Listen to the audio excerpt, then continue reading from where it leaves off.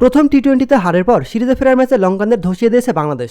178 রানের লক্ষ্য দিয়ে 94 রানে অল আউট করে দিয়েছে রিশাদ শরীফুলরা। 83 রানের বড় জয় তুলে নিয়ে সিরিজের 1-1 সমতায় ফিরেছে লাল সবুজের দল।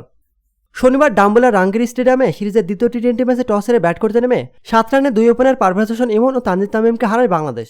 সেখান থেকে লিটন দাস ও তাওহিদ হৃদয় 69 রানে জুটি করে দলকে ম্যাচে ফেরান। হৃদয় 25 বলে 2-4 ও 2 ছক্কায় 31 রানে ফেরেন।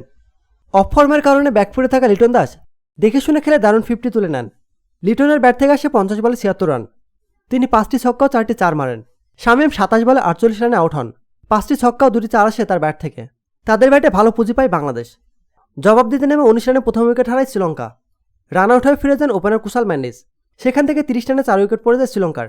কুশাল পেরেরা, আবিষ্কার ফার্নান্দেজ, সারিতা আসালাঙ্কা ব্যর্থ হয়ে সাজঘরে ফেরেন। শরীফুল ইসলাম জোড়া ধাক্কা দিয়ে ম্যাচের নিয়ন্ত্রণে হাতে নেন। ম্যাচের শুরুতে 2 উইকেট নেওয়া শরীফুল 3 ওভার বোলিং করে দেন মাত্র 12 রান। প্রতিনিয়ত খেলাধুলার আপডেট জানতে খেলাযোগ টিভির সাথেই থাকুন।